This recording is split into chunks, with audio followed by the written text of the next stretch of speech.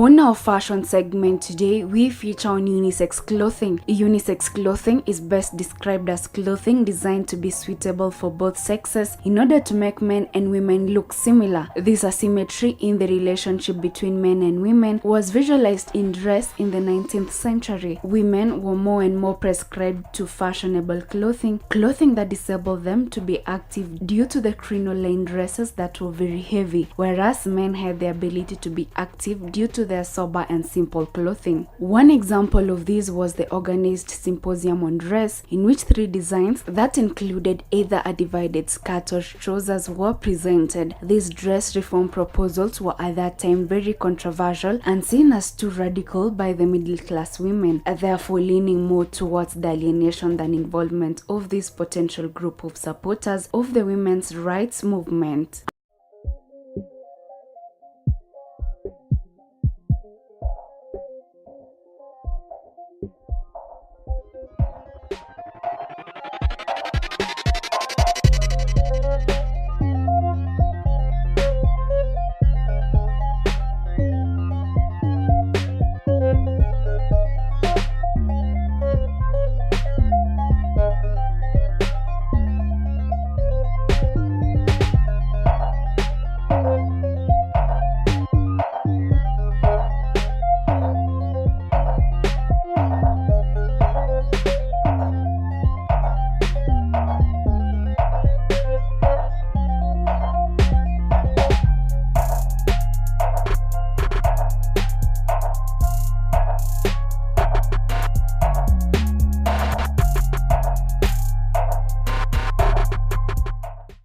More fruitful account of the recognition of non-conformist costume or dress of that time lies in the history of the alternative dress. The alternative dress style can be described as a set of signs borrowed from male clothing that appeared sometimes singly, sometimes in combination with one another, but always associated with items of female clothing. This alternative dress is a form of non-verbal communication and is different than the Victorian dress reform, being a form of verbal communication. Bicycling, for example, was a late 19th century sport that was not identified as a male activity. Women therefore were able to wear divided skirts and knee-length bloomers without having difficulties considering gender roles, because this alternative dress did not intend to undermine patriarchy. After a while, these and many other alternative dress such as uniforms became more effective in conveying a message than that of dress reformers, because alternative dress had more followers in everyday life. The bicycle therefore can be seen as one of the symbols of emancipation.